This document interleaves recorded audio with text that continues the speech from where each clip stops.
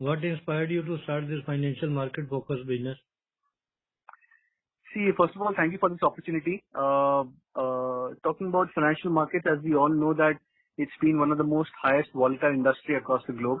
There have been numerous challenges, every person faces throughout the career in, the spectrum of this business.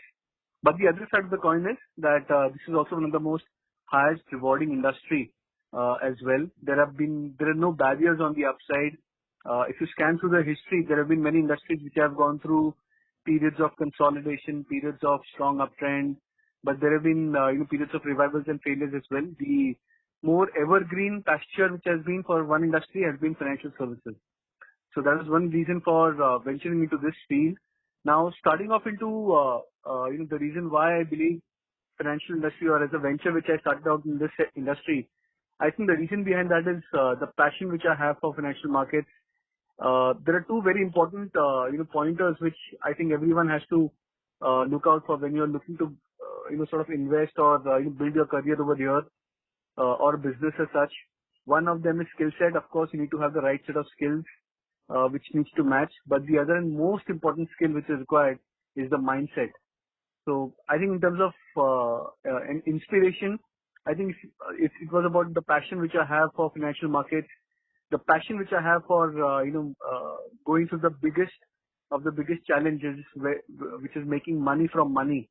I think that's one of the most difficult challenges. So I try to learn through my stages of career, go through these set of specific skill sets, and then come at a point where rather than working for someone, I decided that why not open my own venture and then scale up into this set of financial industry. So that was one of the core reasons of inspiration for venturing into this field.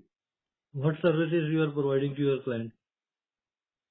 See, there are a lot of services which we provide to our clients. So it starts with advisory. So the first and the USP of our business is the advisory which we give to our clients.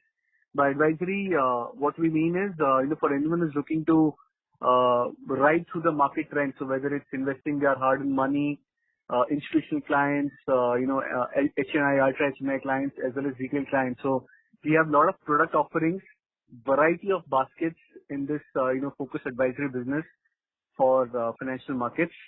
It then goes on to quite other, scales or verticals of business which we have. Some of them include, the training and mentorship, which we do for anyone who's wanting to build their career into financial markets.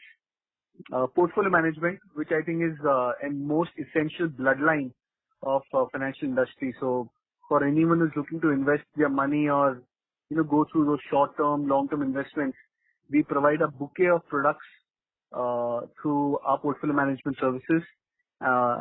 Consulting is also one of the other core feature for our services which we offer. So for anyone who's looking to invest money, it doesn't know how to begin with. So we provide all the variety of steps where one can invest into markets. So this could include stock markets, mutual funds, debt, etc. So basically, just to sum it up, I think what we do is we provide an end-to-end service right from learning to earning in this dynamic field of markets. What are the unique strengths of your company? See, I think the most unique part about our business and about our company is the way we deal with our clients. We don't provide just we don't provide advisory training services as just one of the features. We take clients on board and ensure that the clients stay through us throughout the entire lifespan of whenever he's looking to stay invested into financial markets. We provide them end-to-end goals of each feature which they want to invest into. So whether it's training, whether it's mentorship, whether it's advisory, portfolio management, I think what stands out for us is the passion with which we deal with our clients in each of these segments. So I think that's one of the biggest USP of our business. What have been the major achievements of your company? See, first of all, I think there have been a lot of achievements which we have gone through. So what we do is we have a goal setting which we do on a very timely basis. One of the biggest, I would say, turnaround for our company is that we take each goal one at a time. We scale those goals one by one, and then we move on to a higher goal for ourselves. So The first and foremost was setting up an advisory desk. So that was one of the most important points which we did. Then we moved on to building a website, building our online portal, creating a training module, having a mentorship program as well in place.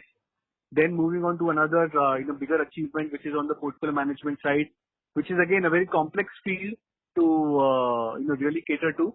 But then we've tried to ensure that we move on to each vertical time and again.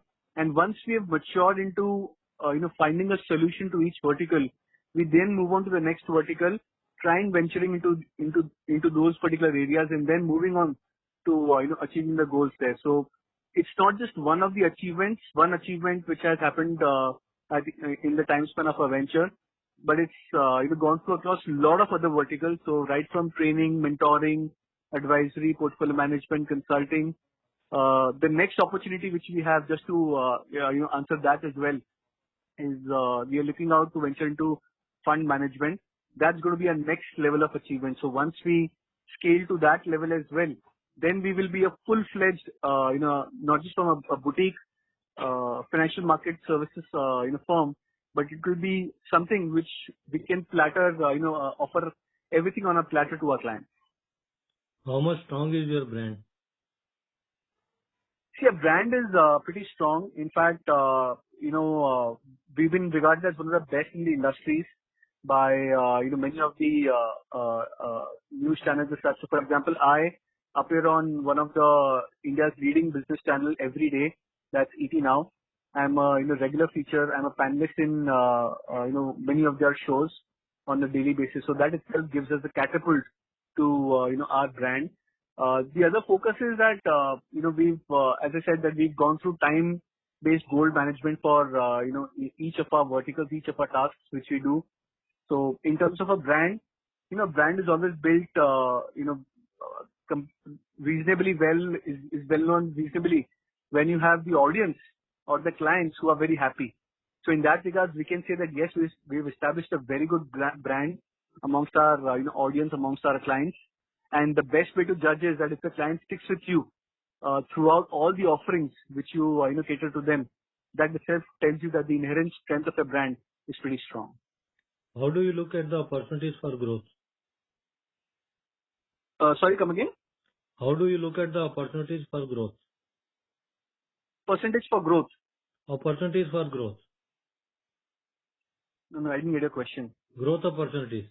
Growth opportunities. Okay. See, financial industry is one of the most, dynamic and changing industry in the world. So we've seen that in the last, 3 decades itself, that there have been wide variety of, changes which have happened to financial industries, right from the boutique research investment firms to now, firms which enter into even, algo tradings or, AI related softwares. So I think the next set of opportunity is two-pronged for us. One is venturing into fund management, which I just discussed earlier. I think that's going to be a very important opportunity for us because there we have, a lot of options to scale our businesses. And the second is, using algos or, using artificial intelligence as one of the core, I would say, thesis for our, product line, because I think eventually, the world would now move on to more of a system-based trading rather than more of manual-based trading. So in that regard as well, we see a lot of future, a lot of opportunity in that vertical.